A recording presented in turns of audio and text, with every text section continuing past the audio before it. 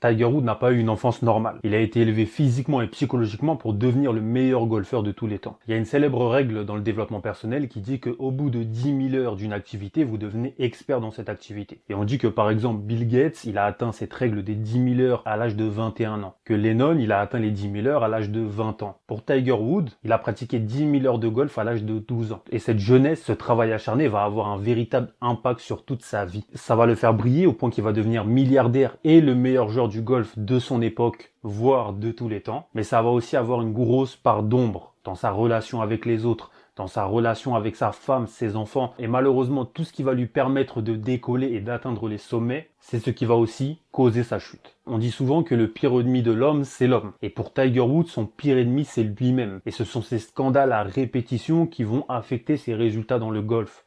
I brought this shame on myself. J'ai fait une vidéo sur Michael Jordan où j'ai remis en question son travail acharné. Alors oui, il travaillait beaucoup, mais il travaillait pas autant que Tiger Woods. Tiger Woods, c'était 10 heures d'entraînement tous les jours. Et Tiger Woods, il avait développé quelque chose de malsain qui va lui permettre de réussir. C'est que s'il ne s'entraînait pas au golf ou à la salle de musculation, il se sentait mal. Et il y a beaucoup de gens qui ont réussi, qui ont cette faculté aussi de si je ne fais pas ce que j'aime, si je ne m'entraîne pas pour mes rêves, je me sens mal, je me sens pas bien, je me sens triste. Il y avait la même chose pour l'écrivain Hemingway, qui quand il n'écrivait pas, il ne se sentait pas bien. Pour Tiger Woods, c'était la même chose. Tiger Woods, il puisait son bien-être dans la solitude et l'entraînement. Rentrer dans la vie de Tiger Woods, c'était extrêmement difficile. Mais sortir, c'était extrêmement facile. Vous pouviez être un entraîneur, une femme qui le côtoie, un ami. Quand Tiger Woods avait décidé que votre place n'était plus à ses côtés, c'était expéditif. The last 18 months has been a particularly difficult time caddying for Tiger, obviously working through a scandal.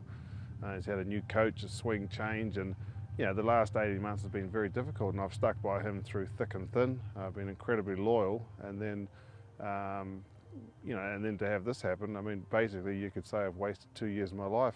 Par SMS, par lettre, il envoyait quelqu'un vous le dire. Et beaucoup de ses coachs ont subi cet effet Tiger Woods, ont subi cette froideur de cet homme qui a été élevé par un ancien militaire et qui ne ressent pas autant d'émotions que la majorité des hommes. On peut dire que cette enfance de Tiger Woods, de travail acharné psychologiquement et physiquement, a profondément marqué sa personnalité au point qu'il a développé un trouble narcissique. Le trouble narcissique, c'est très simple, c'est 3 points. Tout d'abord, le fait de se sentir supérieur aux autres. Il y a aussi un profond besoin d'être admiré, mais aussi un manque d'empathie vis-à-vis des personnes qui vous entourent. Et ce trouble narcissique qu'a développé Tiger Woods, il s'explique facilement, très facilement par sa jeunesse. Pourquoi? Parce que quand on a été élevé comme Tiger Woods, c'est normal que ce trouble arrive.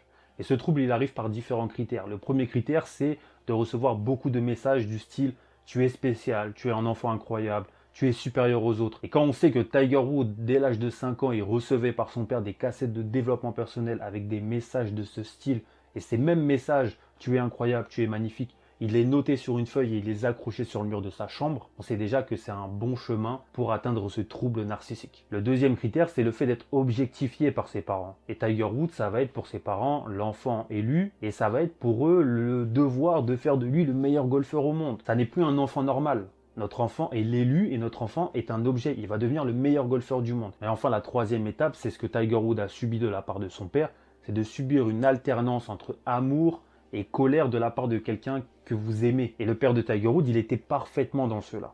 Il allait voir son fils, il lui donnait énormément d'amour, c'était un confident pour lui, un ami, etc. Mais c'était aussi quelqu'un qui était très dur avec son fils, qui n'hésitait pas à l'insulter, à lui jeter des balles de golf dans la tête. Le père de Tiger Woods voulait que son fils devienne le meilleur, donc voulait que son fils supporte la pression. Mais en même temps, il lui donnait beaucoup d'amour.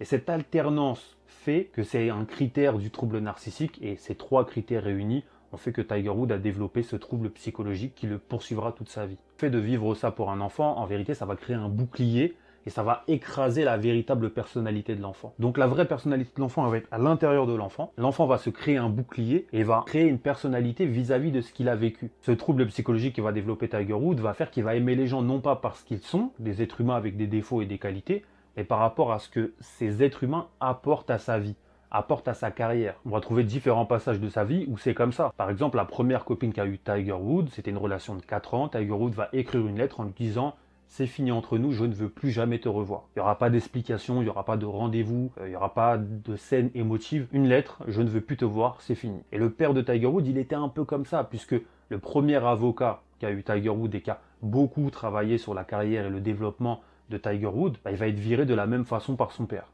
un SMS, tu es viré, c'est fini.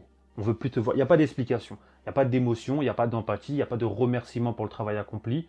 Je te vire et c'est fini. Ce trouble psychologique, il va aussi développer un égoïsme et un égocentrisme extrême. Et Hank Honey, qui fut le coach de Tiger Woods de 2004 à 2010, il écrit dans son propre livre qui est disponible en description et en commentaire pour tous les fans de golf ou pour ceux qui ont envie d'avoir des anecdotes un peu croustillantes sur la vie des golfeurs. Dans son livre, le coach de Tiger Woods, il va expliquer que Tiger Woods, il est extrêmement égocentrique et égoïste.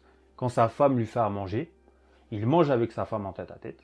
Dès qu'il a fini de manger, il se lève et il part. Il va faire sa vie, il va s'entraîner, il va aller à la salle, il va dormir. Mais il n'y a pas de remerciement, il ne débarrasse pas son assiette, il ne fait rien du tout. Il n'y a aucune empathie, il n'y a aucune compréhension pour cette femme qui lui a fait à manger et qui a envie de partager un moment avec lui. Quand Tiger Woods va au restaurant avec son coach et sa femme, Tiger Woods est quelqu'un qui mange très vite. Quand il a fini de manger, Tiger Woods se lève au restaurant. Tiger Woods se lève et part. Parce qu'il estime que quand lui a fini de manger, tout le monde a fini de manger. Il ne va pas attendre, faire l'effort de regarder les gens manger, de laisser les gens terminer, prendre un dessert. Non, il a plus faim, il a terminé, c'est fini. Cet égoïsme, ce manque d'empathie, cette manque de générosité et de compréhension d'autrui, il est facile à entendre, il est facile à expliquer. Mais à vivre au quotidien, c'est extrêmement dur. Il y a un autre aspect de ce trouble narcissique qui est extrêmement dur, c'est que Tiger Woods recherchait toujours l'attention des autres. Il était en constante recherche d'attention d'autrui, que ce soit homme, femme, public, médias. Il recherchait l'attention pour lui. Et c'est pas de sa faute. Ne pensez pas que je suis en train de le critiquer en disant que c'était un monstre, que c'était quelqu'un d'horrible.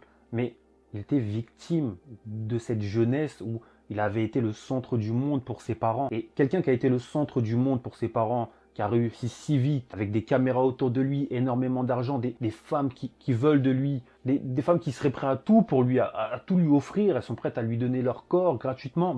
Malheureusement, les gens penseraient que c'est incroyable, c'est magnifique, et tout le monde aurait envie de vivre cette vie de rêve qu'il a vécue, mais il y a aussi des mauvais côtés qui vont être développés. Et ce manque d'attention, Tiger Woods, il va le trouver dans ces femmes qui sont prêtes à s'offrir à lui. Alors parfois gratuitement, parfois en échange de quelques services et souvent en échange d'argent. Tiger Woods, il va rencontrer principalement deux types de femmes pour s'amuser avec elles. Le premier type de femme, c'est très facile à comprendre, c'était des escortes. Des femmes qui proposent de monnayer leur corps contre de l'argent. Enfin, le deuxième type de femme, c'était des étudiantes qui étaient fascinées par l'aura de Tiger Woods et Tiger Woods leur fera vivre un petit moment de bonheur. Il y a des jeunes filles qui vont témoigner en disant qu'elles ont rencontré leur idole Tiger Woods et qu'il leur a offert 40 000 $.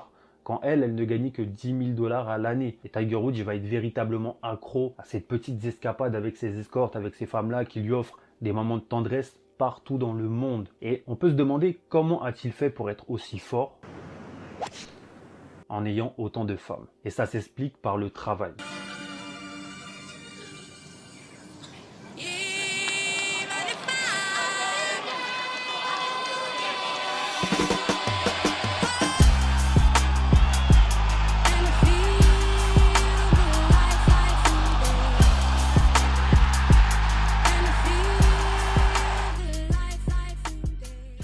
C'est à la vingtaine que Tiger Woods va très vite dominer le golf mondial. Et c'est lorsqu'il est au sommet qu'il prend une décision radicale, celle de changer son corps. Oh, golf's a sport, so you gotta train like an athlete.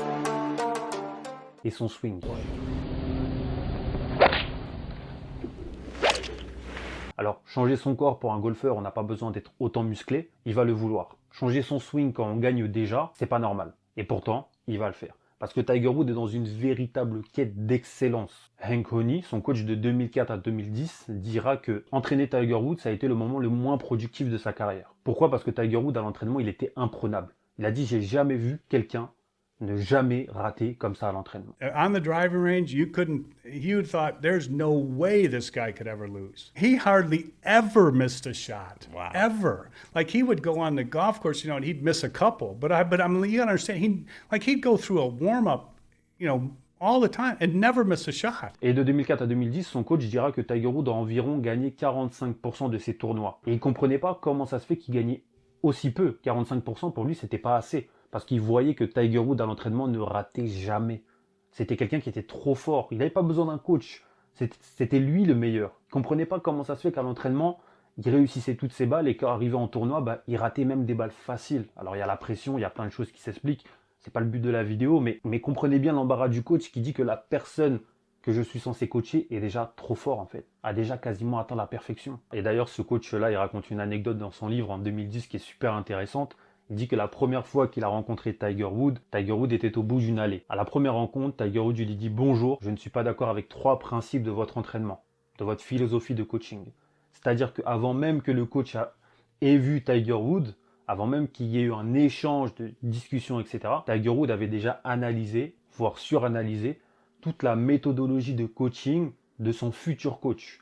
Et c'est là où son coach il s'est dit « Waouh, je suis vraiment avec quelqu'un d'incroyable. » Et ce travail avec lui va être super intéressant. Parce que la majorité des sportifs, ils se disent « T'es coach, je suis tes directives. » C'était pas le cas pour Tiger Woods. Pour Tiger Woods, la perfection n'existe pas. Seule l'excellence compte. Même si aujourd'hui sa carrière n'est pas parfaite, il est classé 1300 mondial et on pourrait le comparer à LeBron James qui a eu une excellente carrière et régulière, on pourra toujours dire que la carrière de Tiger Woods n'est pas parfaite. Mais on pourra jamais dire qu'elle n'est pas excellente. Si tu n'avais pas vu la première vidéo que j'avais faite sur Tiger Woods, elle apparaît ici.